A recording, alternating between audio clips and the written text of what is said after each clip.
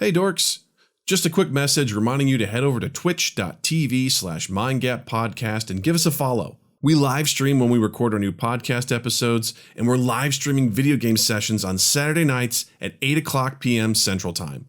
We're playing super rad stuff like Among Us, Keep Talking and Nobody Explodes, Jackbox games, and Tabletop Simulator. Come hang out and play along with us. That's twitch.tv/mindgappodcast.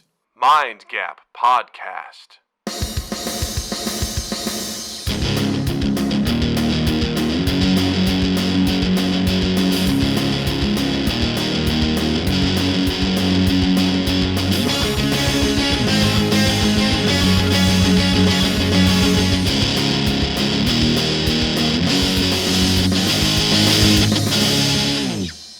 Hey everybody, welcome to Mind Gap Podcast. I am Doug.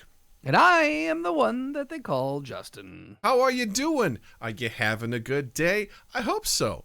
We're having a great day. We're talking about puzzle basements, and we're saying hi to new people. Join the chat.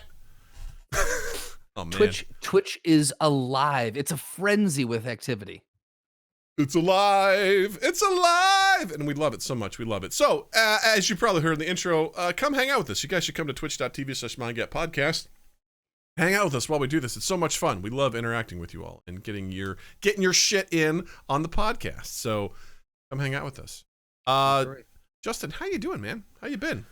I'm good. I wasn't expecting this soon. I thought you were going to get business out of the way, but I'm good. Sometimes I like to do a little bit of foreplay. Ooh. Tell me more. Yeah. I feel like this is going to be the sound effect for the night. Yeah, right? Yeah. No, I'm doing good. We had a great afternoon. I was off work. And we tried to record another podcast this afternoon. They experienced very similar technical issues that we did, so we're rescheduling for next week. And there's a small part of me that thinks that we are just bad, technologically bad luck. Yeah. It's very odd that it seems to follow us wherever we go, even across the pond. I felt their frustrations. I felt it. God. And I was like, Yes. I was sitting there. I was like, I get it. I was like, you guys, this could have happened to a better guest. Like, we understand. Every time we record, there's a problem. So If there's one guest in the world that you want this to happen when you have on, it's us. Yeah. Because we fully appreciate how frustrating it is, and we hold nothing against you for it. not at all. So it is the worst feeling in the world. shout out to Richie and Wayne from the You Haven't Heard This Music podcast. If you haven't checked them out, they're great. They really try to showcase indie artists, lesser known artists. They showcase them on the show. They interview them. They play their music. They're really fun, and I absolutely love sitting down because I love chatting with them because they know so much about music and how to describe it. And I'm just like, I liked it or I didn't. Like, that's how, for a guy who's like, I want to be in the music business, that's how I summarize music. I'm like, I liked it. It was good. Or, nah, I didn't care for it. It's the equivalent, us being on there is the equivalent of us being on like a cooking show. Yeah. Where the host would be like, like the pineapple, the acidity in the pineapple really cuts through and it takes out some of the saltiness of the thing. And then it offers a nice, because it's grilled, it has a nice texture to it. And the crunch through the iceberg lettuce, yada, yada. And then Doug and I look and go, it's kind of salty. I go, are there onions in here? Because I'm not eating it if there's onions in here. Tell me They now. They offer great insight, and then we're there just to tell. They hand me something. I'm like, can I get this without the lettuce? Because Right. I can't do that texture. Thanks. What's this sauce? I don't know if I like this sauce. Sir, this isn't like an actual restaurant. Like, this is a cooking show. I'm like, yeah, I don't like veggies. Right, but if you could do it without onions, that'd be cool. Yeah, if you could take those out, I'd be really, really good. That'd be awesome. Thank you so much. I'll pick them out, but it's going to count against you when I vote. If you have to have them in, make them big so I can just really quickly flick them out. If you make them small, if you mince them, I'm going to be really annoyed because I just won't eat it. I'll be like, I don't know, it looks like shit. That's how I feel about it. Chef. Yes. If you have not listened to their podcast, please check them out because they're an absolute delight and wonderful individuals. Yeah. I will say this, Doug. You saying that you have issues with onions, there's photographic evidence that was unearthed today and when I say unearthed, you texted it to us. I did. That Not you knowing cook- that you would use it against me. I thought I was being kind and sharing information, but yeah. I need to know how it went. Doug cooked with onions today. It did. And this was a massive step for him. To answer your question, Married with Gaming, I like onion powder. I like onion flavor. I do like onion flavor. I don't like the texture of onions. I'm happy to throw onion powder in there, but... I know you like French onion dip. Yes. Yes. But I thought, because again, when we've talked about this before, where if it's minced up, if it's minced, you can't taste it. Or sorry, you can't, there's no texture to it. But I thought it was a flavor thing for you. It's not necessarily, like, I definitely don't mind the flavor of it. Like, I especially like putting onion powder when you're making, like, a pizza. You put it into the dough or the sauce to kind of give it that New York style taste. But what I did was I made a soup today. I tried out a cauliflower curry soup, which starts, because I was looking at the instructions like onion. I was like, fuck that shit. I literally bought one today. I was like, God, I'm going to buy an onion. And, I want to take this step by step real quick. Okay. How dirty did you feel buying the onion? It wasn't great. It was not a great experience. I'm like, oh, this is going to suck to cut up. It's going to burn my eyes. You know, they're like, chew gum while you do it. It doesn't help. Your eyes still water. Yep. It's nonsense. Who the fuck came up with that? But, so I bought it. Well, first of all, I looked at the recipe and it was like, yeah, you have to use 1.5 cups of onion. I'm like, that's a lot of onion.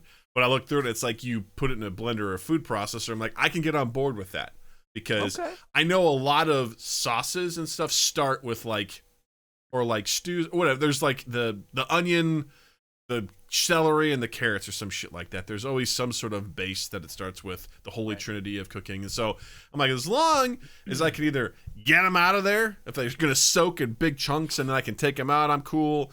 Or if I can blend them or put them in the food processor, I'm all right with that. So, the sharper your knife, the less tear gas it releases. Well, mine's sharp as fuck. So, anything else you want to put out there, Slotty? I Chef will say Slotty? this. If you have like onion smell in your hand after you cut it, don't wash your hand with soap. Run your hand over, and I swear to God, run it over stainless steel under water, and it will remove the smell. Anything I learned that else? in a cooking class. Also, 2-day-old pizza, put peanut butter on it. Tastes great. I learned that from you, sir. Never tried it. I learned that from Good Taste. I learned that because I was drunk, and all I had was pizza and peanut butter, and I thought, what the fuck? Hey, look, man, guys got to eat. Hey, man, guys got to eat. Guys got to eat. That's all I'm saying. You both are heathens. Yep. And yes, Married with Gaming, I might just be sensitive. Who knows? Who knows? Hey, don't say it sounds hard. Tell it to Justin. I never actually tried it, but he swears by it. It's got to be 2-day-old pizza. No, and then, it doesn't. Next day. You told me it was 2 days. Nope. Next day. Whoa. Not the first day. You can't bring the pizza home and then just fucking put peanut butter on it. Okay, I think we're saying the same thing then. Well, like the day it was born is one day, and then not same day pizza. Yeah, next day pizza. There we go. Next day pizza. Okay, yeah. I could have sworn in another episode we've covered this before, and you were very specific about how you had to let it sit for 2 days. But well, I mean, look, there's a few people in here that have listened to every episode. I would say you're our encyclopedia. Let's go back and reference. Yeah. Next day is different from 2 days after. Like, think about that. And yes, I will put peanut butter. That's very true. I will put peanut butter and ranch on just about anything. I'll swap out the ranch for blue cheese, and then we'll be good to go. See, you can have the blue cheese, because sometimes when you get wings, you get a thing of blue cheese and a thing of ranch. Okay, this is why you and I work. Exactly. This is why we're married. Blue cheese, you give me the ranch. Boom. Mm-hmm. We're happy. We're happy and then all day. That's what it is. That's right. We're eating our wings. We're eating our wings, and then it's great. It's a good time. Yep. It's very good. So, ranch is greater than blue cheese. Get the fuck out of here, Slotty. Get the fuck out of here. Shots fired. Ranch. Jesus. Ugh. When I hear ranch, I just think white trash. That's what I think. So, those are my thoughts. Do you not like ranch? No, I don't. Ranch is stuff is stupid, stuff is dumb. Doug hates stuff. Here we go. Add Thank it you. to the list. Jared says ranch is a shit dressing. You're goddamn right. It is. It is. Hey, Jared. Fuck me, slutty. Woo! All right, so let's talk business for a second here. If you don't already, please follow us on Spotify. Listen to us there. You can also listen to us wherever you get your podcasts, but don't forget about us on Spotify. Don't forget to join our Discord server. Head on over to twitch.tv/mindgappodcast. Down in our little about section, you'll find a Discord banner. Click on that. It will bring you right to our Discord family. You'll look at this. You don't have to, go jerk off anybody whack them. No, you don't have to hurt anybody. And to get in, there's no hazing. You have to dig a hole and then put them in it or whatever. It's just simple. You just click on a button, you join, you hang out. We post fun stuff all the time. We set up gamings, events. What was college for you? College was an adventure. It sounds it. I'll never forget. And it's a good time. So please come join our family, join our Discord. It'd be wonderful. Also, don't forget to check out our merch on Redbubble. It's redbubble.com. Search for Mind Gap Podcast. You'll find our stuff there. And we had a really great suggestion from Jared to add something. What did he ask us to add? I don't know. He asked us to add a design to it, and I'm totally going to do it. So it was the dungeon carrions. The live, laugh, loot. He wants to add that on there. I'm like, what a great suggestion. So I'm going to work on getting that in there, which would be wonderful. So, I'll proudly wear that shirt. Speaking of, this Saturday, March 20th, we are headed back into the dungeon. We are? Yeah.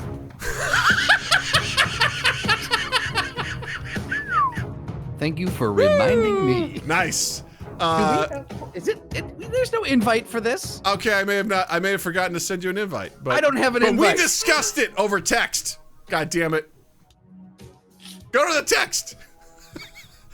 It's there. Sam may or may not be there, and if he's not, then we'll have our one and only Slotty fill in for as Wolfgar. But we're headed back into the dungeon to continue on with the journey with the Dungeon Karens as they try to clear the dungeon. They have to kill all the enemies in this dungeon. They got to clear it out all the way. They got to get it all the way out.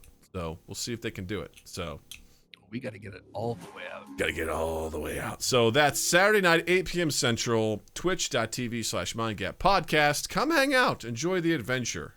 See what these fucking idiots do. This guy. Last Saturday, I streamed Loop Hero, which has very quickly become one of my new favorite games. It's super chill. It's got 16-bit graphics, so it's a nice sort of retro look and feel to it. And it was so much fun just to play that game. I love watching it. Noah plays it, Noah Reno. I love just sitting down and watching him play it too. So it's a really great game. Had a really good time. Thanks to everyone who come. Thanks for come and play and watch and support me. Yay. Good times were had by all. Ladies and gentlemen, Doug Cochran. Hey, I'm available for voiceover.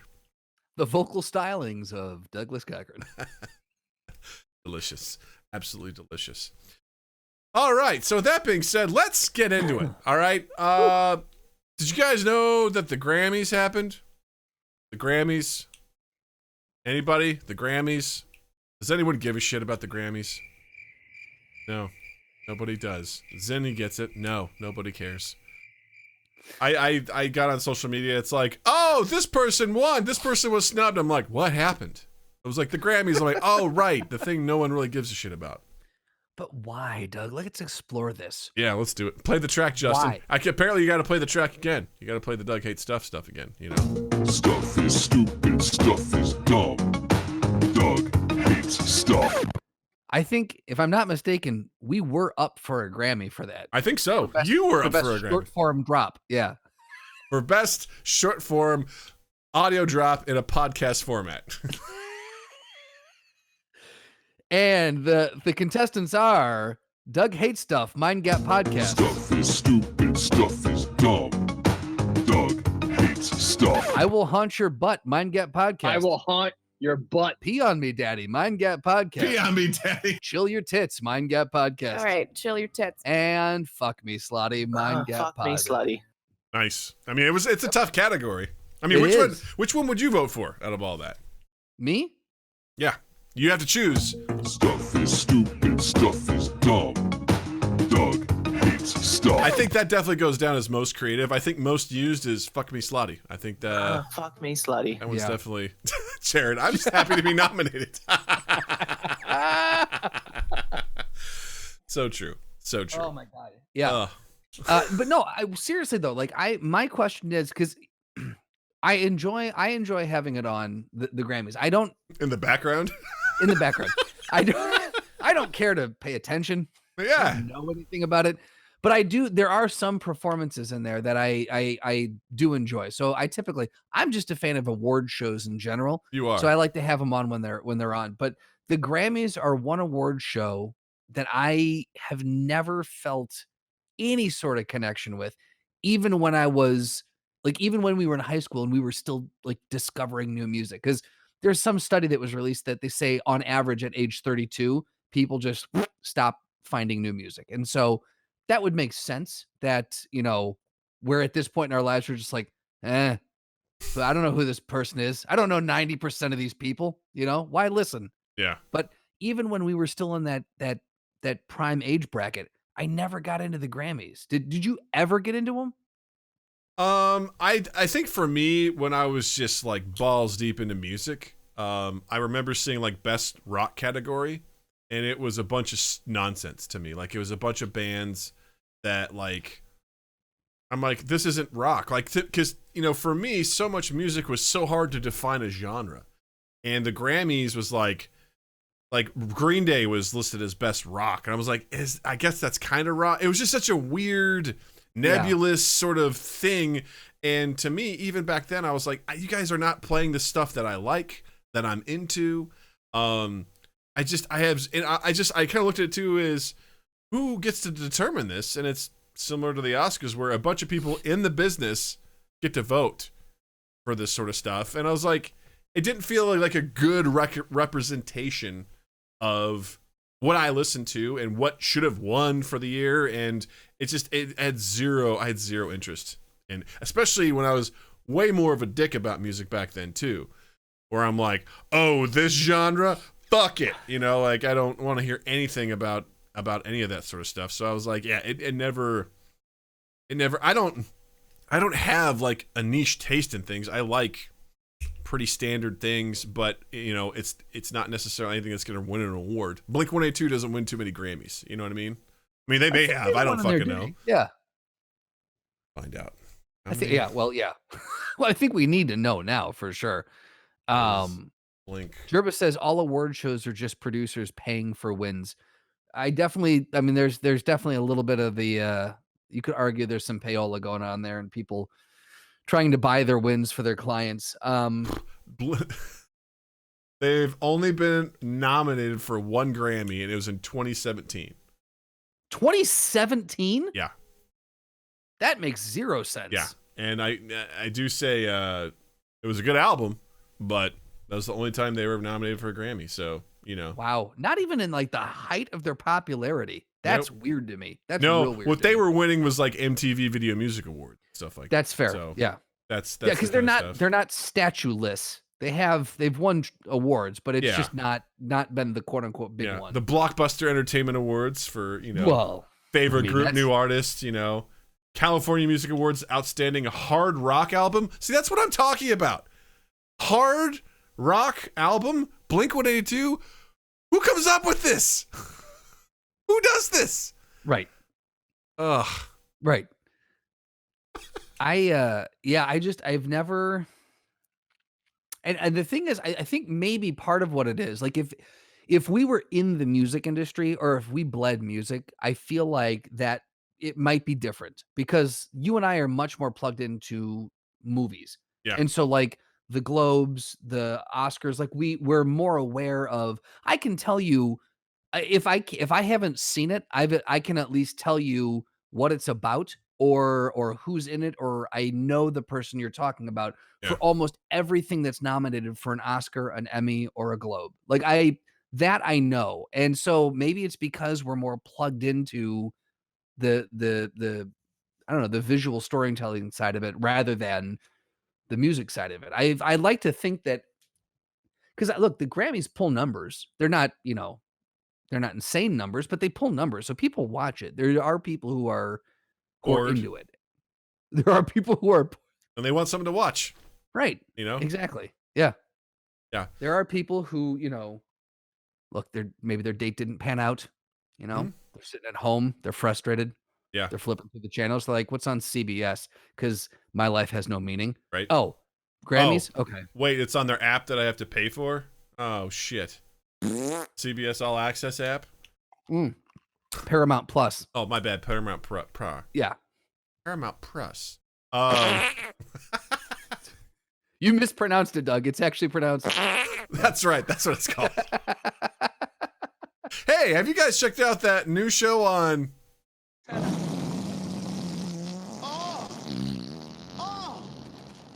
What is with these camels? That one was me. There you go. That's it. Yep. Old-fashioned heathen said, moral of the story is Taylor Swift wore the same dress as the woman in Midsummer. Amazing. Yeah. No, I got to be honest, like, even the Oscars, like, I remember in 2008, I was so into the Oscars because Dark Knight, Heath Ledger. Yeah. like, all that stuff was up, and I was like, how is the Dark Knight not up for Best Picture? Like, I was so mad, like, I felt like an affront to it. As I've gone on, and then, you see movies like, Crash wins over Brokeback Mountain, or was it The Artist, the black and white film? It's just, to quote a grumpy old former Chicago police officer who worked at as the head of security at the hotel I worked at, he's like, the Oscars is just a bunch of actors blowing each other. Yeah. I mean, yeah. No, I can't argue that. Yeah. And so I look Yeah. at that Well, too. It's the same thing as like, you look at what's up for categories, like who's even nominated for whatever. And again, you gotta put something in a box, right? Like Pixar movies could only be in the best animated feature category. They couldn't be in the overall best movie. Like there's just all these stupid ass rules. And I'm like, I don't want to give my attention or thought to any of this shit anymore. Like I'm so over it. Yeah. No, I think that, well, the thing, yes, it could be argued that the Oscars and every award show is just the people of that industry just blowing each other. You could absolutely make that argument. I will say too that it continues to happen because it draws numbers and because people are obsessed with celebrity culture. And in fairness, I'll say this: individual companies do annual awards for their employees. A lot of them do, not everyone, but a lot of them do. You've worked at companies that's done that. I've worked at companies that have done that. This company, this industry just happens to be a very public industry. So it's really no different. It's just done at a very high level and very publicly. Yeah. I would also make that argument. Well, I don't think there's anything wrong with like celebrating stuff in your industry, like it happens a lot. It happens internally within companies. I think it's good to recognize that stuff, but it's become a thing now where there was like some math attached to it that if you won an Oscar, it would increase revenues or grosses by a certain percentage. Like it was this guarantee of your movies, yeah. of your titles. Yeah. Well, yeah, because it was just people were literally lobbying to be considered for Oscars, and it just got to the point where I'm like, this isn't really celebrating. This is now like a marketing and financial push to make this happen, and Right. and then you also just look at the lack of diversity that exists, up there, and how strange it was for Parasite to win last year, Right. or whenever that was. Right. Time has lost all meaning to me. But like that was such a huge deal because this is like, this is an Asian cast. It was like a foreign language film that won Best Picture. Like it was a shocker in whatever year that was. It was either last year or the year before. It was like, it was like such a big deal. I'm like, this is what we're looking at, and I'm thrilled to see a lot of initiatives to bring more attention to more diverse films, more diverse filmmakers. And I don't know, I just look at it as like, it's this very incestuous and gross place where people miss the mark every year on what should be awarded. And then they sort of like later on will then retroactively give someone an award for maybe a lesser role. Not always, but sometimes. I'm trying to think of like, I was reading an article that like mentioned this, how I think with Denzel Washington. Was he? Okay. I think he was in Glory. Yes, I believe he was. And I think He they played one of missed the the soldiers, I mark think. on giving him something, an award, and so then they end up giving it to him for Training Day. And people were like, "Oh, that was just them like making up for fucking up, not getting him something for Glory." And you see these things that are just like they just so grossly miss the mark all the time. Yeah. And because there's a financial like gain to be had from it, it's like, it's just nasty. It's gross. And with the Grammys, I think it's similar. It's just I don't care. Yeah. I just don't care. Well, I think, yeah, and again, I go back to the fact that I can't name, and I said 90%, I'd even go 95% of the people that win awards, or that are nominated. Like, I can't, every year that we've watched it in the past, because Beth does like to watch it, but I'll sit there and I'll look at Beth and she'll look at me and I'm like, you know who that person is? And she's like, no. I'm like, I don't either. Fuck this. I don't know what to do with this. Yeah. Yeah. It's just, yeah. Now there are some newer artists that, seep into my awareness bubble. And I'm like, okay, I like this. And when they win, I'm excited. I'm like, great, that's awesome. Because I know you. That person. Exactly. I'm just like, I know that person. Good for them. Yeah. But I don't have, like, if they lost, I wouldn't be like, they were robbed. Yeah. It wouldn't destroy me, I just have so much less of an attachment, which is strange because I feel like music is so much more nebulous than a film.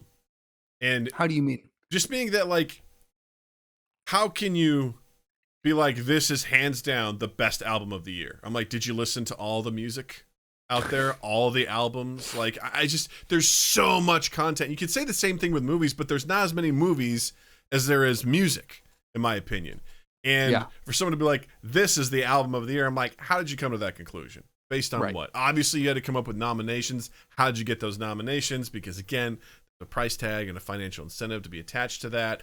And I'm just like, I don't listen to any of this shit. I really don't. I don't know any of this stuff. I'm super into the bands that I just randomly find like Spanish love songs. I fucking love that band. I love their album. Brave Faces, everyone. That to me is the album of the year. It sums up the pandemic all in a very nice 10-song album. Like, that's my vote for album of the year. I haven't heard a whole lot of other albums though. So I don't know. It just seems so weird to me to be like, people should absolutely recognize great works, but these things have kind of become a life of their own, and I'm just not a fan of them anymore. Yeah, that's completely fair. That being said, if I'm ever nominated for an Oscar, I will sing its praises.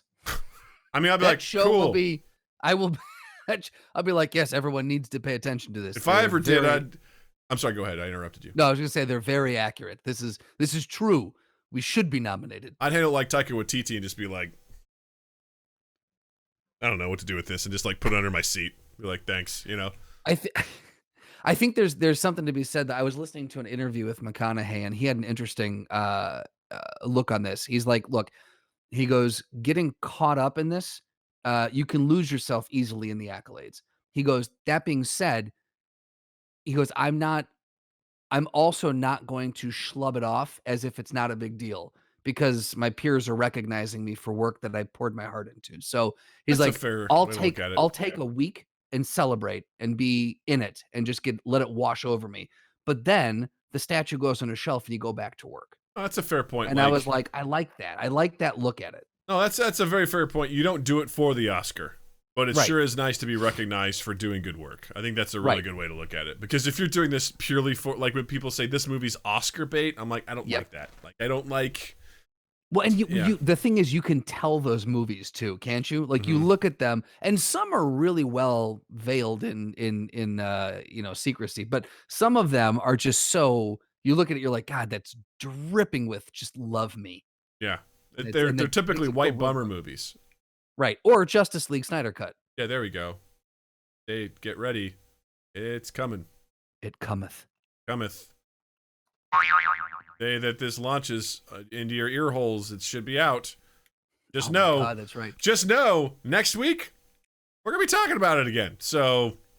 Can I say this? I'm legitimately, and it's more of like a morbid now. I'm legitimately excited for this movie to come out. And it has hit like a morbid curiosity. It's not excited because, it's going to be great. I'm excited because I'm like, I cannot wait to see what the fuck this ends up being. I am about as neutral as you can be, I think. I'm like, a part of me is like, fuck, this is going to be 4 hours, you know? But it will be nice to be a part of the conversation, and it'll be nice to, you know, go through it. And I'm surely going in, I watched Justice League once on streaming. Like, I didn't go to the theater to watch it. So I watched it a while ago. So I don't remember a whole lot from it. So I am looking forward to it in that regard, where I'm kind of like, okay, let's watch this again and, you know, see how it goes. Yeah. But I'm not excited. I hope it's better. I walk away feeling better than I did, you know, the first time. But I'm really not looking forward to the 4 hours. And you know me, I'm like, hey, man, long ass movie. That's good. I'm in it, man. I'm in it to win it. But 4 hours for this? Yeah. Well, we've talked about it before too, which it's funny. You'll sit there and you'll watch 4 hours worth of a TV show. You'll watch 4 episodes of something, and you don't. It's fine. It's just 4 episodes, but like, you're presented with a 4-hour movie, and you're like, "Fuck you, you and your 4-hour movie." Especially when you know what it originally was. And you're like, you're just adding on 2 more hours to fix this? Can you do that? But Doug, that's the thing. It's not just adding 2 hours onto the same movie. It's like a whole new movie, Doug. Boy, I would hope so with 2 extra hours. I would hope so. Yeah, that'll be yeah. So just know next week we're gonna be talking about that. So get in on it, watch it, because we're gonna be talking about it. Yeah, and we're gonna spoil the shit out of it. So, and we're gonna try to have a guest. Mm-hmm. We don't know who, but we're gonna try. Yeah. So we'll see how that goes. Yeah. In addition to the Grammys, I gotta know this. I'm not. Jared, not the same movie. You missed one. It is. So was Bill Burr hosting the Grammys, or did he just do a segment? He was a presenter for one award. If Bill Burr was tapped to host the Grammys, that would be a true sign that it was end of days. Yeah, like right? That would be, we're done now. Yeah. It's Bill Burr would be the first person to go, the fuck am I hosting this thing for? Well, my taste ended with CCR. It's like, if AC/DC isn't here, I don't give a shit, you know? I don't give a shit. Yeah. Well, Bill Burr presented, and in classic Bill Burr style, well, why don't we just listen to what he has to say? Justin, I don't know if you're going to be able to hear this, but the audience will. Please. Was I the only one who wanted to kill himself during that piano solo? I bought a suit for this. I thought I was going to be on TV. I'm such a moron. I am losing so much money right now. All right, shout out to all the rock stars that I wanted to meet tonight who are watching at home instead. I'm talking to you, Don Dawkins. All right? What, I'm old. That was my first concert. All right, here are the next categories. All right. Hey, how many feminists are like going nuts? So why is this cis white male doing all this Latino stuff? So that was Bill Burr. He had a couple quick things, and he really took Twitter was not happy about that. So I didn't watch, so I saw Bill Burr was trending. I'm like, well, I don't know what happened, but I can guess, you know. It can be one of two things. I can guess. Either he died or he said something. Yeah. And then I watched the clip and I was like, if you know anything about Bill Burr, that's on brand.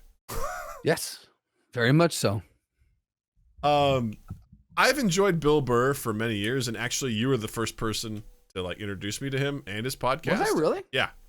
Yeah. And You're welcome. Thank you. I've enjoyed it because I enjoy him because he doesn't take himself seriously, and he has very unique perspectives, and he walks this very fine line in my eyes between, oh shit, you're gonna get killed, and also like, you know, this is boring. Like he just dangerous and funny. He's right there. On the line.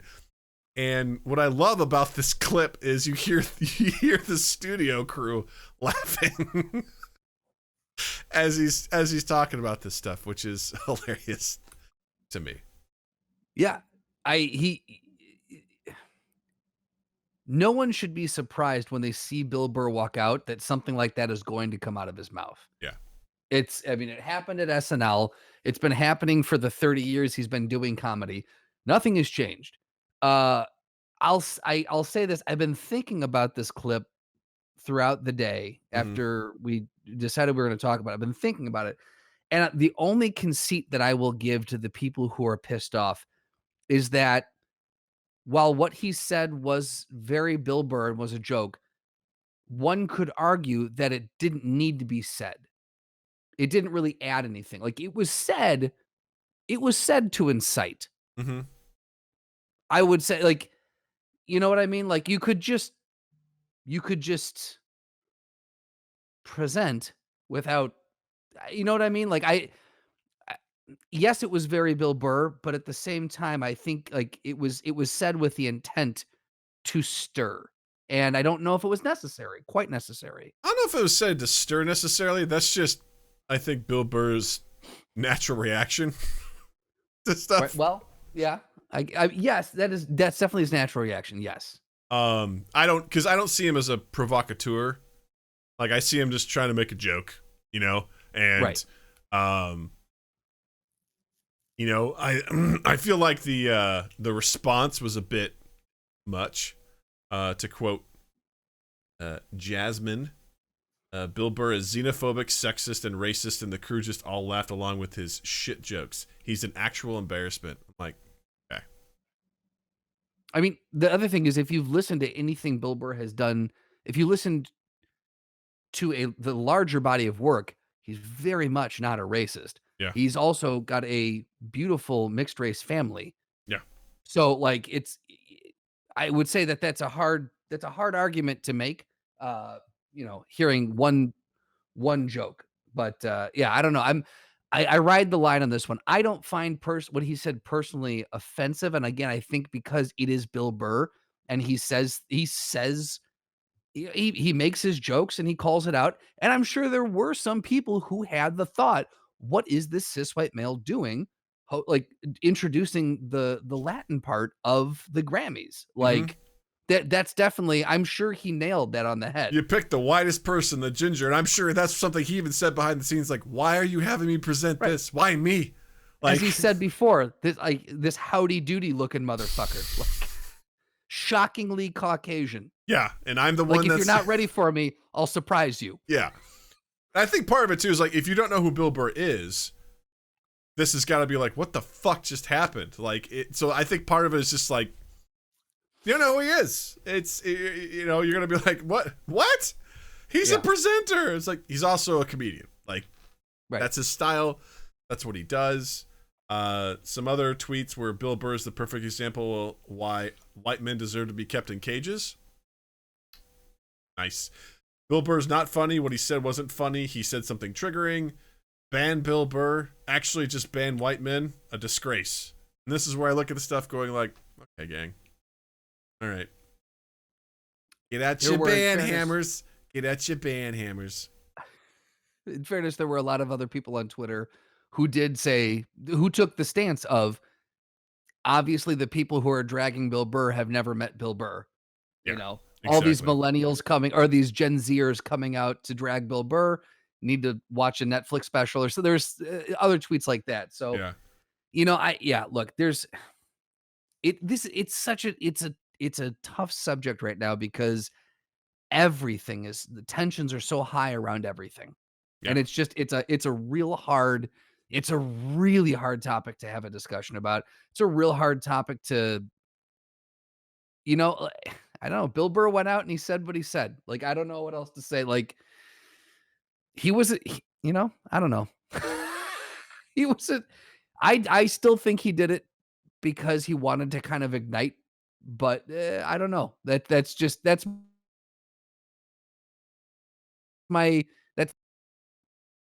uh-oh. It's okay. Did we drop? Hold on. What happened? I'm good. It's a little hiccup. Good. We're all good. Oh boy. Yeah. Got real nervous for a second. Anyway, that's my hot take. That's fair. I think I don't know. Like it's just, it's a situation where this goes back. We've had this conversation multiple times about comedy, right? Right. When is a joke okay and when is it not? And I kind of go by numbers. If the majority of the room laughs, it's a successful joke. Sure. If a minority of the room doesn't laugh, then okay, that joke's not for them, or it didn't work. It's not always going to land. It's like not everyone can watch a movie like Superman Returns and like it and find value in it and think that it's worthy. Whereas it's just not. It's the way that it works. And someone also posted one of his jokes he did on a TV talk show. It says. Someone goes, don't you think you went a little too far with the Catholic Church jokes? And he goes, don't you think the Catholic Church went a little too far? Right. Like that's funny. Because it's the fucking truth. Yeah, exactly. Yeah. But I like that someone put that out there because some people are like, he's attacking the church, the Catholic Church. He's making these jokes. And he's like, yeah, my perspective is that the church is crock of shit, Right. And that's I'm attacking the church because the church attacks boys. Yeah. Little helpless boys. Yeah, right? Yeah. Now, listen, I will also concede some of the stuff that he said may have been pretty shitty, right? Like, he's just like, man, who anyone else dying during that piano solo? I'm here for all these guys that I love. I was hoping I'd get to meet musicians, but here I am on this empty stage. I don't get to meet anybody. Like, right. I think Jared brought up a good point, and maybe I'm misreading it, but it what he's saying makes me think of this, and maybe this is the point he was trying to bring up. I think for me, what he said specifically, and correct me if I'm wrong, I don't remember the clip and I couldn't hear it when he played it, but he said, I bet there's a bunch of feminists out there who are asking why this cis white male is introducing the Latin part of this award show or something like that. Yeah. I think the fact that he said he called out the feminists and cis white male, I don't see a reason to call out the feminists. Yeah. Because to me, that was the inciting portion. Sure. Because like what Jared said, he could have just self-deprecatingly asked, why did they ask the white guy to host this bit or to host this portion? He could have just blanket statement, same joke, but reframed it without calling out a specific group of people who don't necessarily need to be called out there. I think that's where that's where the specifics of my hang up are on this particular joke. Now, 99.9% of the rest of Bill Burr's stuff, no problem with it. Yeah. He also did a pretty obnoxious voice when he was voicing what they sounded like too. So right. And so again, I'm like, that's where I love Bill Burr, but I can watch only, there's a point where I'm like, all right, do you know what I'm saying? Like, absolutely. I love Bill Burr, but I also have a limit of how much Bill Burr I can handle in a given. And you know what? It's okay if you don't love Bill Burr. That's totally fine. That's true. It's totally cool. It's totally fine. I absolutely see your point, right? And I actually take back what I said. I could see what you see about the provocation coming from the way that was phrased and why that would piss people off. Like, I get it. Because I think that there is a way to make the point he was making of why the fuck am I doing this portion? But yeah. I think what's always the bad of this is the Twitter reaction that goes whole hog, and it's like, we gotta ban them. You got people who are like, the things that this is the perfect example of why white men deserve to be kept in cages. It's like that's a wild thing to say, man. That is a wild thing to say about this. Like, it's just the drastic generalizations. Just ban white men. Now, look, as a white man, as a cis white man, I can tell you honestly, white men are pieces of shit. Okay, I get it, but it also stings a little bit when people are like, ban all men. I'm like, hey, I'm a man. I'd like to get to know you. I don't think I should be banned. Like, those sort of blanket statements, you know what that is? That's an absolute. You know who deals in absolutes? The Sith. Is it the Sith? So I think the Sith are making their play right now on Twitter. So you're saying this is like deep Republic stuff? Yeah. Deep. Right. Yeah. Deep state public stuff. Like, this is, you want to talk about the deep state, the deep Sith state is knocking at our door. And if we're not careful, we're going to have ourselves an emperor rising up from Twitter, and we're going to be in trouble, man. I feel like we just got rid of one of those. Darth Sidious is really behind the scenes, A behind Darth, it all. a Darth Trumpius? I mean, maybe, Maybe. but I mean, the thing is, like, with as much shit as, again, speaking as a cis white male, as much shit as we have done historically, I get why that sentiment is expressed online too, though. Sure. Like, yes, it stings, but I don't feel like I'm not going to say shit about it because, historically we have sucked ass pretty fucking bad. So, I'm going to sit there and I'm going to take that lump because that is like, look, that's where things are at right now. Mhm. I'm not going to argue it. I'm also not going to argue for it. I'm not going to argue against it. I'm just going to let that hang out there, and I'm going to continue to try to be the best version of a human being I can be. I'm not going to engage in it. Is basically what it is. Like that stuff. If someone wants to put that online, if that's what they're feeling, that's what that's for. Absolutely, express that, and then let's. I'm gonna move on. Express that and hope to God that when something good happens to you, someone doesn't dig up that tweet and use it against you. So right. Well, and that's the other thing on a larger scale. You got like, yes, you may be upset by that, but like you got to think too. Like all this lives online, and that could, unfortunately, that could come back to bite you in the ass. Yeah. That kind of shit. So I'm not going to engage that sort of quote unquote conversation online. I would feel differently if someone shouted out that to me, to my face. I would, if someone's like, all white men should be put in cages. I'm like, hi, I'm Doug. I don't know you.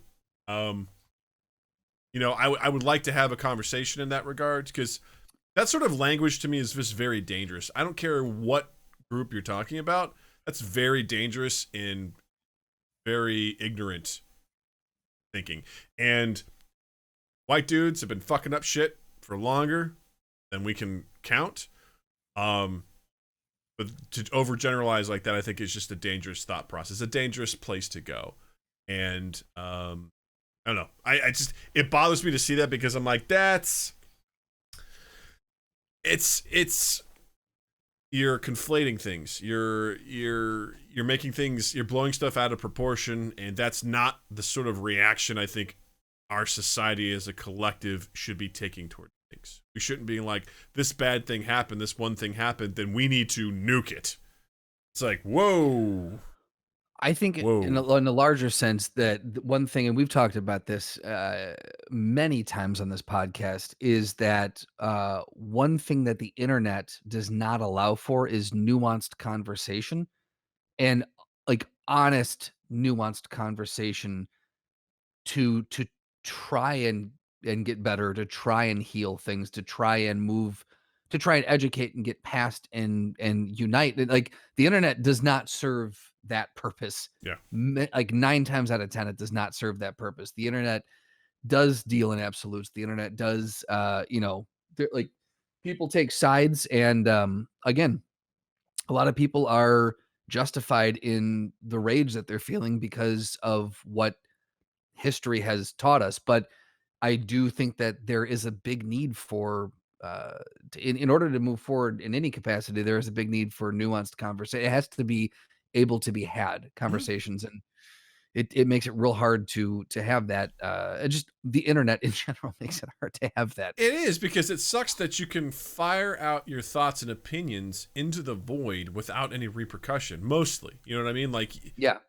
It just allows people to create echo chambers or just completely end conversations by blocking people, which on the flip side is good, right? If someone's harassing you, should be able to get them to stop. 100%. But it's created this horrible divisiveness, and it's created this situation, like you said, like I guarantee you most of this stuff would not be said in a face-to-face conversation. Like, we have created an area where people can just say the most ridiculous, sometimes hilarious, sometimes off the wall, sometimes heinous and disgusting things, and it's just like they get to say it. And I'm like, you realize that humans are really dumb, and hearing, I imagine this is what it would be like to be a telepath, to basically be able to read people's minds. Just looking at Twitter is exactly what being a telepath would be like. You just get just this constant barrage of shit thinking all the time, and it's just right here. Yeah. And you're like, oh no, I hear all of these things and all of these thoughts about everything. And you're just like, I don't want to know. But people don't have shame anymore either. So they're like, hey, like something someone shared in our Discord. This is a real good way for you to want to join our Discord. Someone was like posting how they were getting rid of their cum pants. They were sweatpants that they wore whenever they jerked off, and they just jerked off into their pants. And they posted a picture, and they're like, I'm finally getting rid of these. And they looked like they had been, I don't know, buried with some rusted metal for about 20 years. They looked absolutely horrifying, and someone posted this online. And they described how they used them. And I was like... super glad that I don't frequent our Discord. I'm telling you, you're missing out. All right, there's some good gems there, and you got to go check it out. You say that like it was someone in the Discord who did that. Maybe they're in the chat right now. Who knows? But you know, right. The thing I wanted to come back to and ask about, because we often talk about what is funny, and we make it. So there's people that want to clarify things. Go ahead. I want to make sure. Yeah. That Okay. I see what you're Discord's saying. Someone in the Discord did not post this saying that they had these. They found a post from somewhere else and then dropped it into our Discord. Thank you. Yes. No one in our community was jerking off in his sweatpants and then posted, hey, I'm getting rid of these things. It was a stranger had posted this. It was circulating, and they grabbed it and showed it to us. So yes, thank you for... I put my dick in Wes. Well, thank you for... that we know of. Yep. Mary with Game is like, we're not deviants, Doug. True. That's true. We're a good group of people. Doug puts his sweatpants on, and... I just poop ejaculated my moist missile. There you go. It goes. So we've talked about in the past what's funny. If most of the room, if the majority of the room laughs, it's funny, and if they don't laugh, it's not funny. But let's walk back to the Bill Burr thing. When you don't really have a room, when you have a national audience that is remote who's watching you, and you've got some crew members that maybe are laughing off the set, but you can't really hear what they're like. So let's hypothetically say you don't have a room, right? How do you know if it's funny? It's a great question.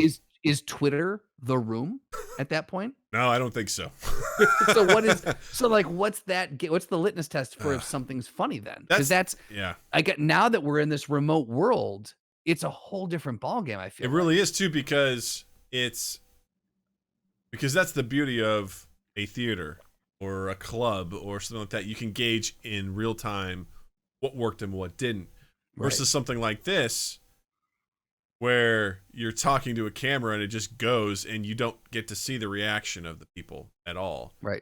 And then the people that are speaking up are not the majority. You know what I mean? Like, there's no way to know. You don't know if they are. You don't know, but I'm willing to, because if we're judging by Twitter, a fraction, I think, of all people who are on social media, Twitter is definitely not the first as far as like how many people are actually users of Twitter. They're definitely the loudest, one of the loudest. Sure. But not necessarily. So that's a really good point. I don't know how you judge that. It's the same thing like when Ricky Gervais would do his hostings, right? And he would do jokes and the crowd would be like, ooh, or you'd be like, oh, go fuck yourself. You know, like he would just totally whatever. But then the internet.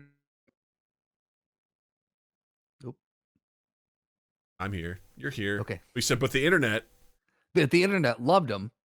So the room went, ooh, but the internet loved him. So again, which one is the bigger slice of the pie? That's a good point. Same thing like when Michelle Wolf was doing the White House Correspondents' Dinner and was like making jokes, and the room was like, oh, but the rest of the world was like, yay! Like, it's a really hard way to judge it, and I don't have an answer for it. I really don't. I think it's a matter, because there's also going to be a silent group, which I would say is the silent majority, because everyone who watched that is not going to weigh in.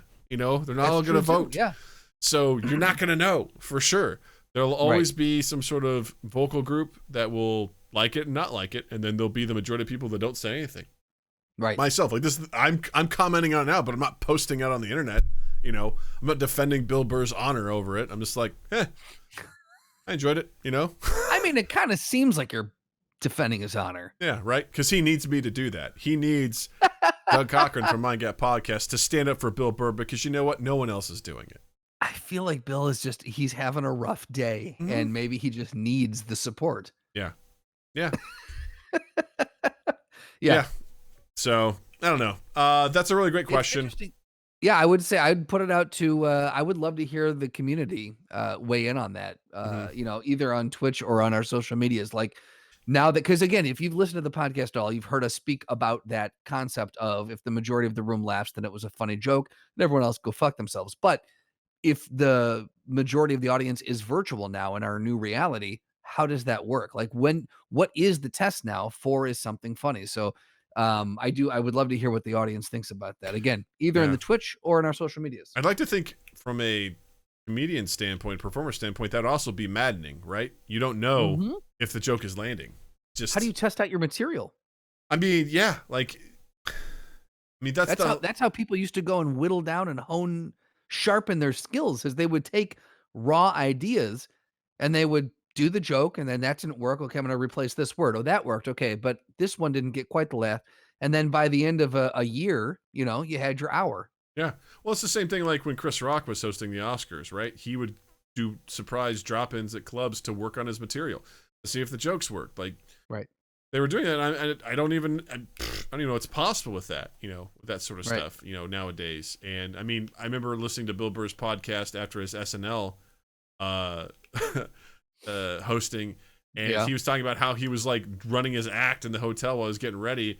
And he did the whole who's the guy that got punched in New York? I'm forgetting his name. Oh fuck. Who's the guy who was in Ghostbusters? God. And Honey, I Shrunk the Kids? Rick Moranis. There it is. I want to say Richard Dreyfuss. I'm like, that's Thank not you. it. Yeah. He like the way he delivered it while he was getting ready, like his wife fell over laughing. She goes, "That's the way you got to say it." He goes, "Really?" She goes, "Yes, you have to say it. It's just like that." Right. And that's how he delivered it. Like he was still working it out as he was getting ready, you know? And Yeah. that's I think nowadays what you have to do is you have to find that group of people that you trust that's going to give you honest feedback. Yeah. And I think you have to go with comedians and writers and people who understand it. It can't be. That's the other thing too, is like the average Joe also may be too dumb, which is why I'm very much when it comes to like movie screenings and stuff. Yeah. They didn't like it. We got to change it. It's like who are these fuckos? Like how are we gonna know that? This you is know? not the majority at all. If you get that lady from Kirksville who saw Inception was like, I didn't understand shit. It's like, what if she was in the focus group? You know, like, well, we got to make it dumber. You know, it's just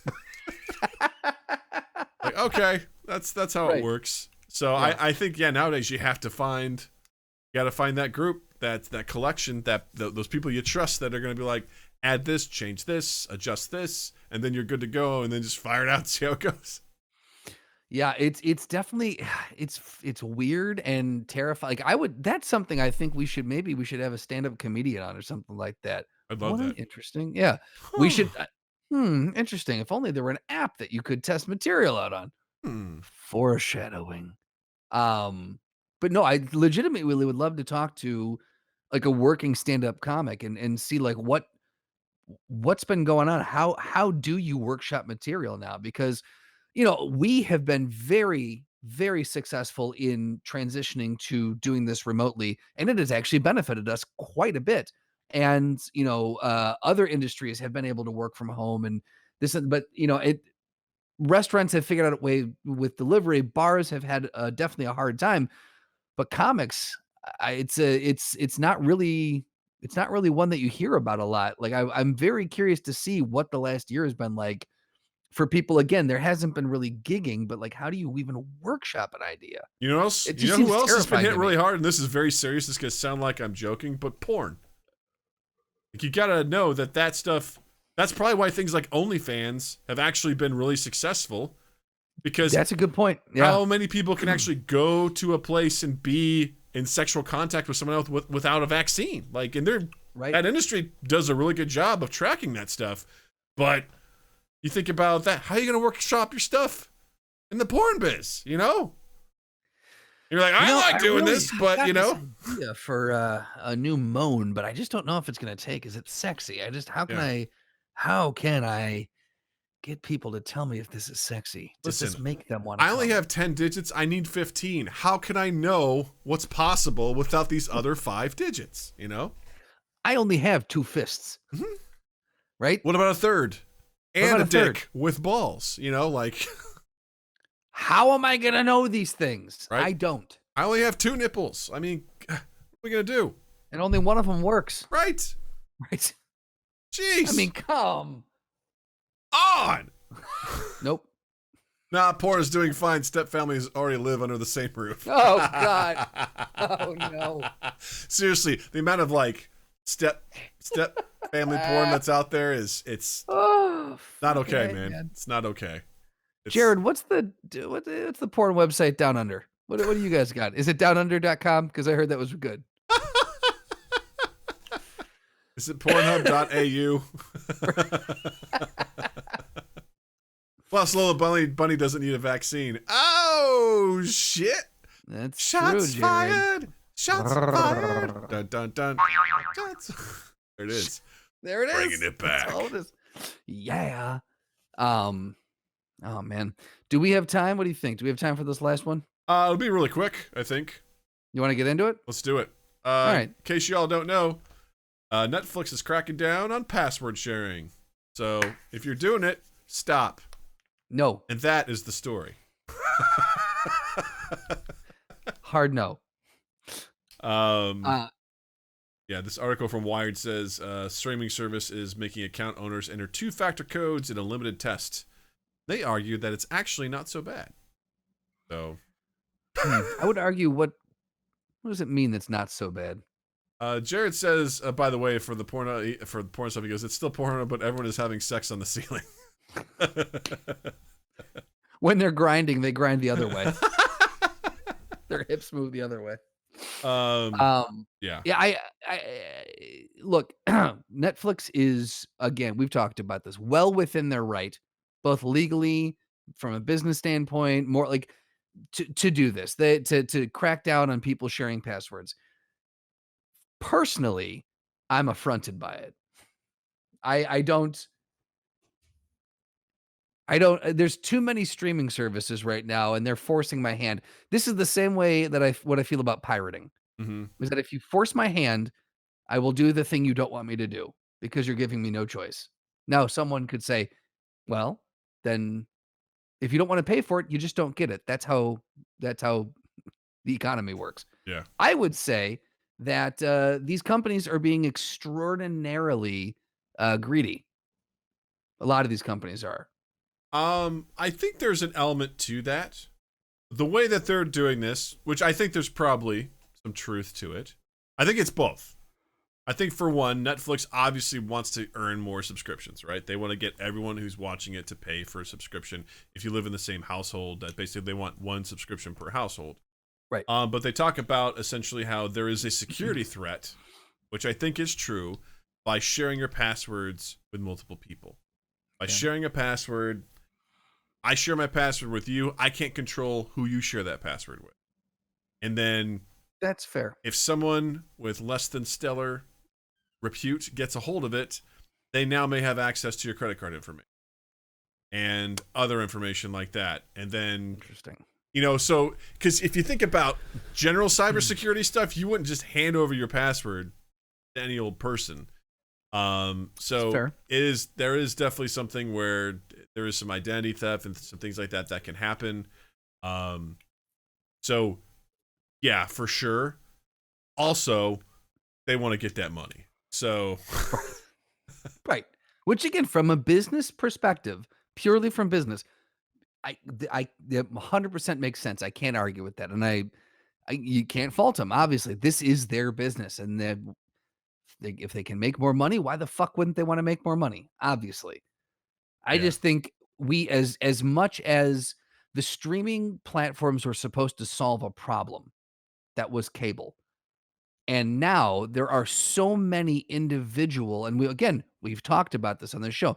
There are so many individual streaming platforms, and each property or each company now has their, like, Warner's got one, and Paramount has one, and now NBC Universal has one, and then there's the Netflix and Hulu, and Amazon's got one, and then it's just Disney Plus has one, and everybody's got one, and they're continuing to come out.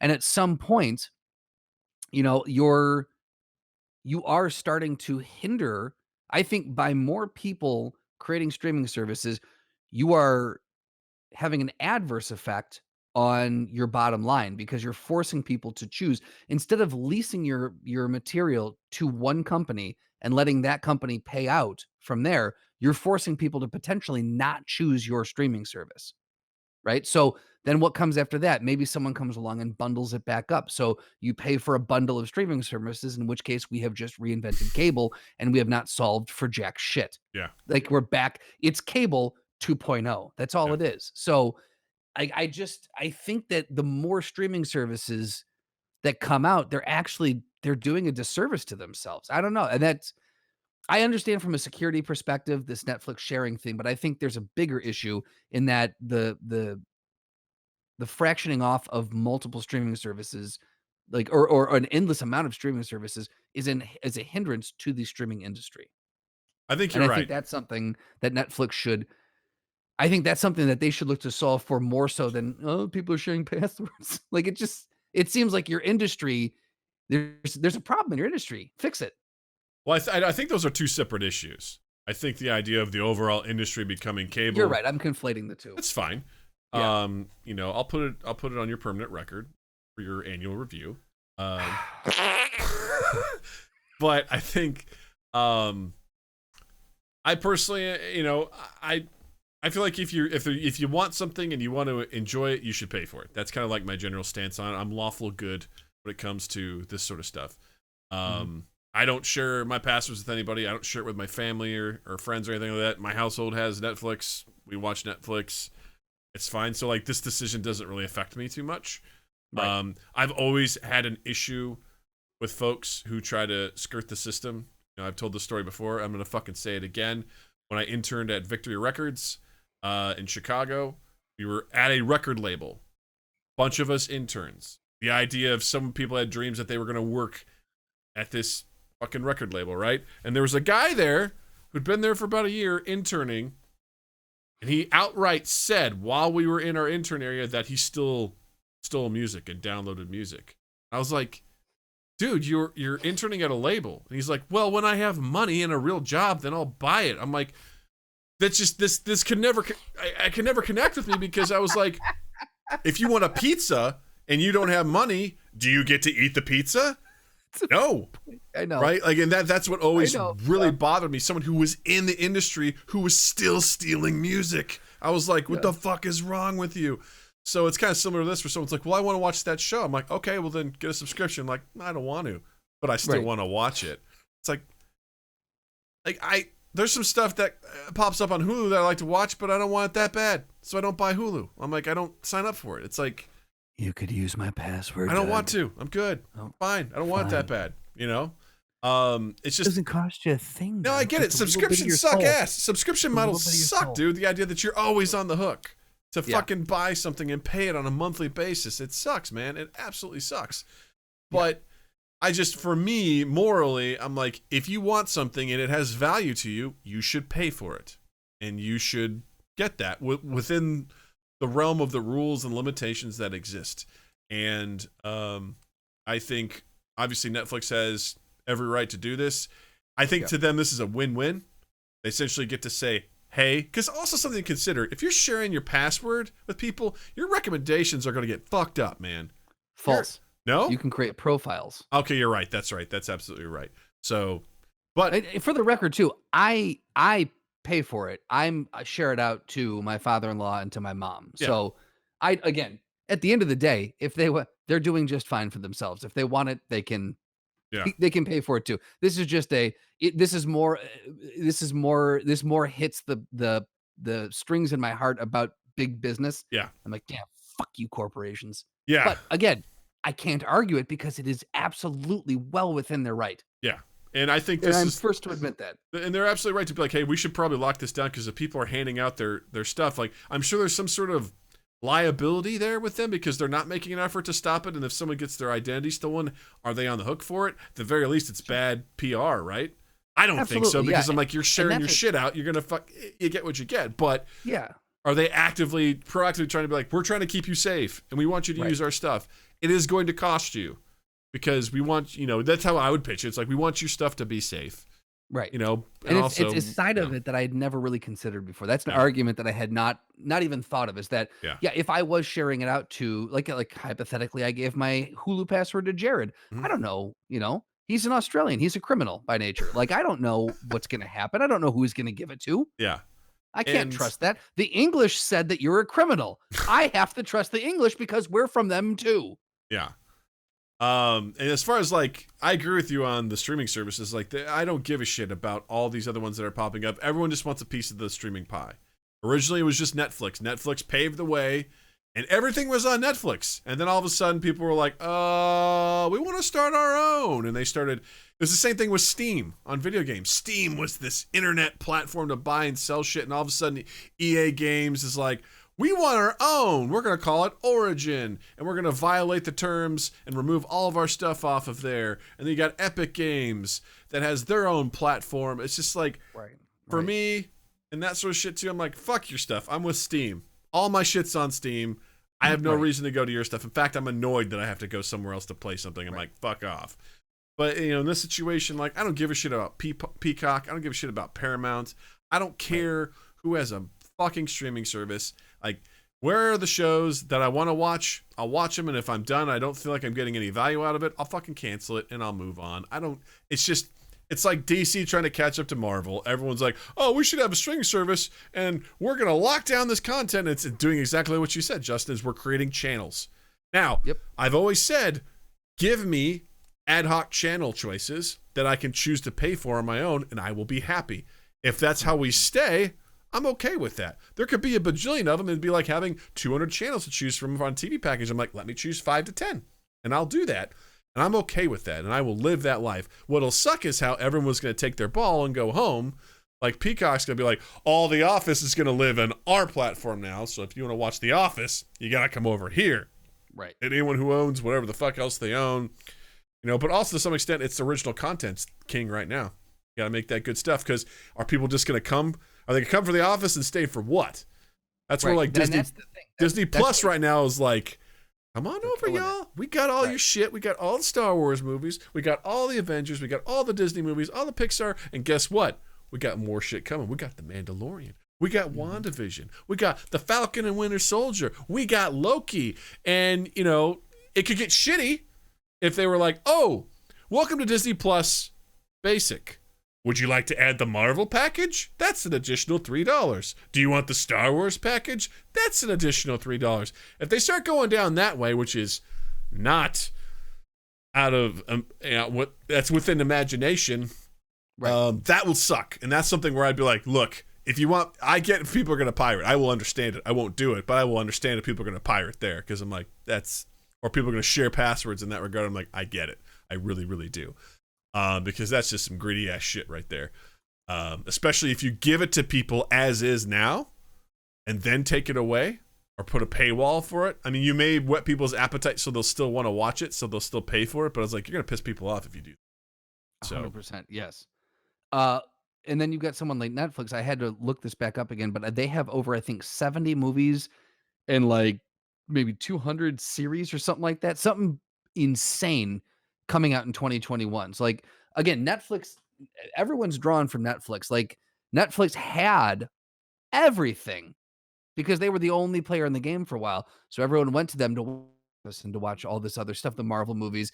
And then things started getting taken away and put onto other services. But Netflix was like, that's great, because now that we have you, we're going to sink billions of dollars into pumping out more content that you can potentially fathom. And it's all about that original content now. And they successfully, I feel like Netflix successfully created that wave. They were the ones who were like, we're going to turn ourselves into a studio. And everyone else was like, shit, we have to too. So now everyone starts cranking out their own shit, Yeah. And a few people have gotten it right, and a lot of people have gotten it wrong. Yeah. The whole Disney Plus thing. The thing that I have trouble with and this is where, when one company owns too much, you run into this. Disney owns Hulu, Disney owns Disney Plus. And so to buy both of those, and I understand that you can bundle them, but like it feels like you're paying 2 times into the same company, and it just, that's the kind of stuff that they also own ESPN, so you can bundle all 3. Absolutely, you can. Yes. So But you can't bundle all three and bundle in Hulu TV, Hulu Live, interesting.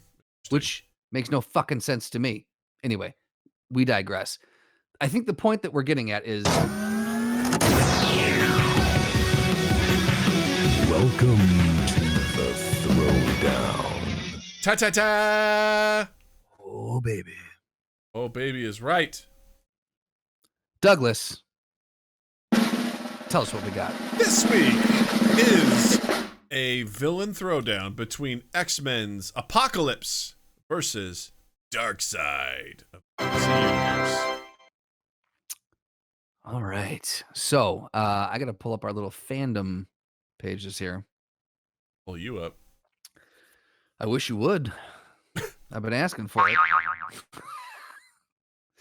All right. Why don't we start with Apocalypse? Okay. All right. Let's start with Apocalypse. All right. So Apocalypse has superhuman strength. So he is capable of lifting far in excess of 100 tons. He's strong enough to physically restrain the Hulk while the Hulk was in an enraged state. So that's how strong he is. Superhuman stamina, vulnerability, highly resistant to injury. He Although could it's now transform his possible. arms into jets. Apocalypse can make himself to fly, teleportation, a biomolecular alteration. He has complete control over the molecular structure of his body and can alter it at will. Energy generation. He can generate energy for a number of effects. His energy absorption, superhuman speed, force fields, energy projection, telekinesis, can move shit with his mind. Immortality. His original body was immortal even before being modified by the celestial ship. He lived for 1,000 years. He can enter a coma-like state for his mission. He can recover from any wounds. Downside of his altering by the celestials and his enhancement was that the techno-organic virus needed to allow this to happen ravaged his body, requiring him to find new ones over there. He's a genius. I thought, and this is just purely from the movie, but I thought Apocalypse was the amalgamation of every mutant basically that was out there. Doesn't he have like every mutant power? I don't think so, but he's considered the first mutant. Like he was the very first mutation. Got it. Okay. And he's obviously has a lot of ability. Extremely. What's Darkseid got going? So he's got new god physiology. As a new god, Darkseid exists outside of normal space and time, or time and space. The new gods have evolved into beings of genetic stability and evolutionary perfection, taking up the powers of other, again, Skeleton King, DC outpowered motherfuckers. Enhanced intellect, immortality, invulnerability, regeneration, superhuman speed, superhuman stamina, superhuman strength. Superhuman stink. He's stinky. He's got the Omega effect with a cosmic energy field called the Omega effect. As it's the core from which all his other abilities manifest, he can manipulate this energy field to traverse time and space, among other abilities. He's got Omega beams. He's got cosmic like awareness. high beams, you know? Yep, exactly. He's got cosmic awareness. He's got darkness manipulation. He can turn the lights out. He's got dimensional travel, erosion blasts, flight, gravity manipulation, power absorption. You skipped over boom tube projection. Darkseid's able to create and project boom tubes at will, either for his own use or to send others to desired destinations, without requiring the use of a mother box. Wait, give me the boom tube clip. What? What would the boom tube clip be? I'm assuming kaboom. Yeah, I don't. My voice mod's not working, so I had to turn it off. Fuck. So boom. yeah, Is that it? boom. Yeah, there you go. Yada yada yada, etc., etc. Genius, hand-to-hand combat, intimidation is one of his abilities, because why the fuck not? Apocalypse is everything, just like Superman. Sorry, Darkseid is not Apocalypse. Darkseid is.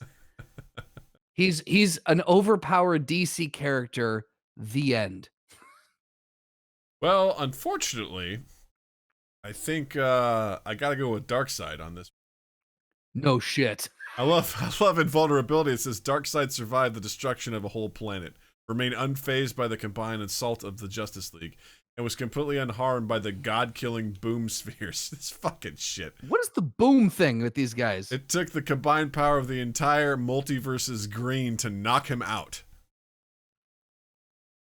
I don't think Apocalypse is going to be able to match that. Wait, where was that? What was that under? Invulnerability. Where was invulnerability? Near the top. It's like fourth from the top. I gotta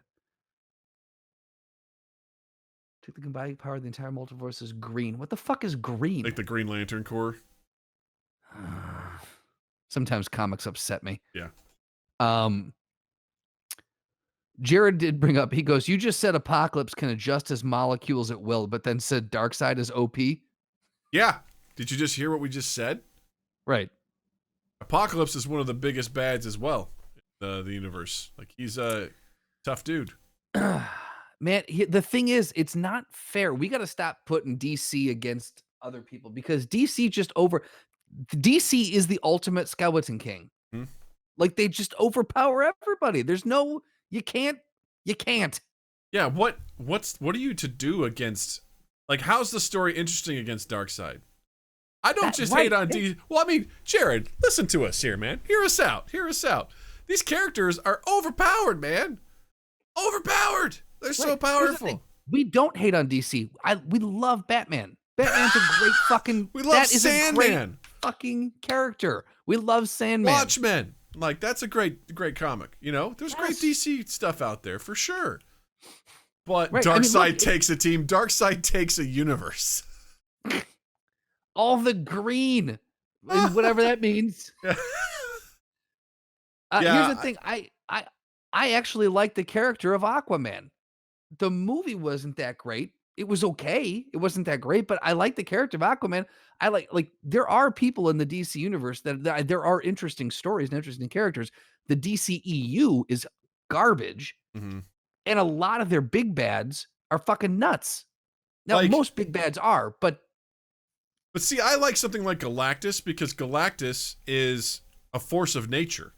His role is to consume planets. He doesn't do it with malicious intent, but he's there to consume worlds. What's Darkseid's ultimate thing? He's just a bad guy who's like super powerful.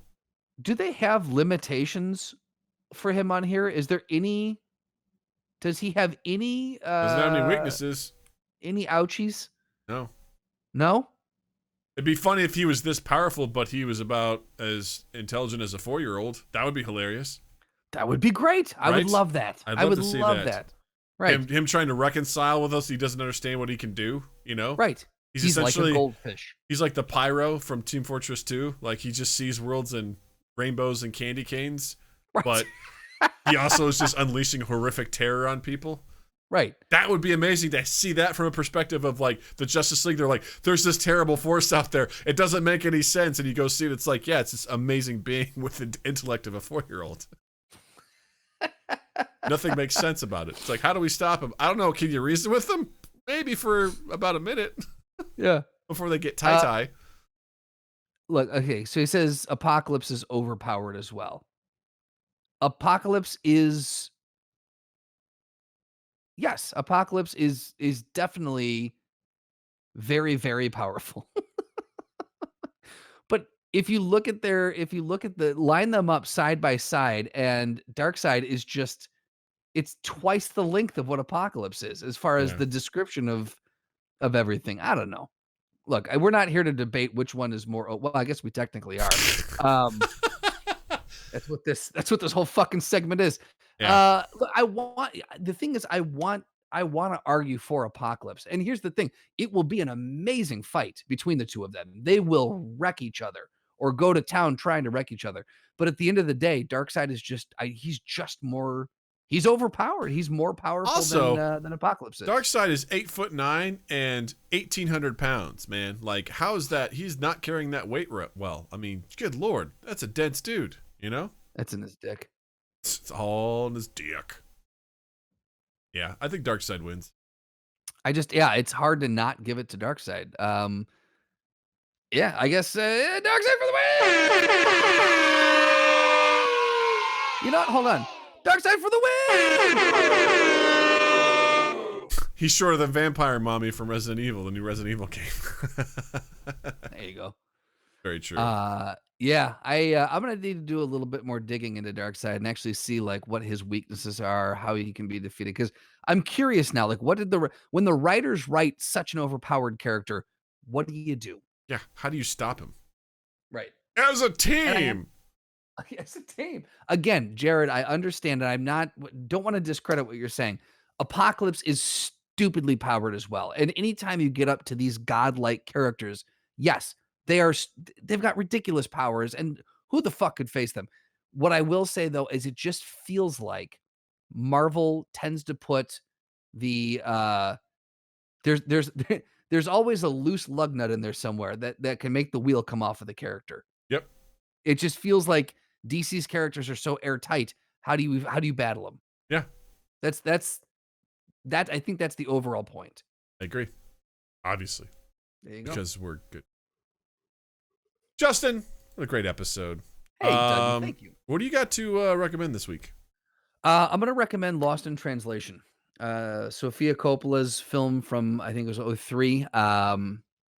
It's one of those that everyone who's in film, anyone who likes film is like, you must see this movie. And I had not, and I saw it, and I understand why. I thought it was a great movie. I really, really enjoyed it. I would recommend taking a look at it. There you go. And I think right now it's on Prime. So watch it while you can. Dun, dun, dun, dun. What do you got? I recommend, actually, this was a recommendation originally by Seth Gersbach, the last time we had him on. It's American Vampire, the comic by Scott Snyder, who apparently someone added onto my notes, the American Fart Master General. That is not true. Write that. But I'm going to say it because it's funny. Phenomenal comic. It's really, really good. It takes a unique approach to vampires. I don't typically find vampires interesting or scary or whatever, and this has been a really cool story. I've read the first 4 issues of, I think there's 8 total volumes, I should say. I went to the library, and I went on a checking out spree, and I found them. That was actually one of the ones I was going to go find. I grabbed the first 4, and Nice. I fucking love it. It's really, really good. I don't know how that's not a TV show, to be honest with you. I don't know how no one's picked that up and adapted it, because it'd be an awesome show. Dibs. Let's make it happen. I think actually Stephen King also wrote on the first volume half of the story. Like I think he was doing one particular storyline, and it was just excellent. Great art. I can't recommend it enough. So go check that out. American Vampire by Scott Snyder. That's probably why it has not been made into a TV show, is because it will be bad. Anything Stephen King writes just can't be adapted. Not true. Not true. Sorry, you got it. It's the new also Dr. Sleep.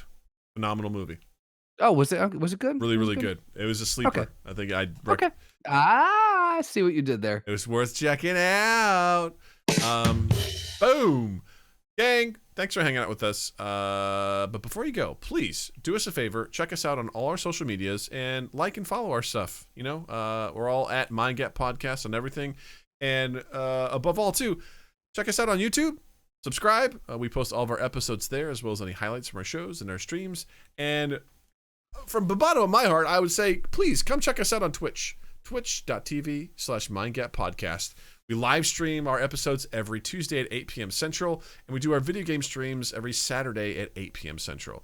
We just love having you all around here. It's great having you in on the conversations on what we're doing. It's the best. It's so much fun. So come hang out, check us out there. And also don't forget to check out Justin online as well. On Instagram and Twitter at Justin_Michael, spelled Mikel. It's the fun way of spelling it. And while you're in the online realm, check us out on Spotify, on Apple Podcasts, Stitcher, Google Podcasts, Verbal, Podbean, all the places where you can find and consume the old cast of pod. Subscribe to us, like us, rate us, review us, share us around. The big one is sharing. Just copy the link, share it out to your social network of all the people, and tell the people in your social network that you should listen to these 2 people because you find them to be interesting people.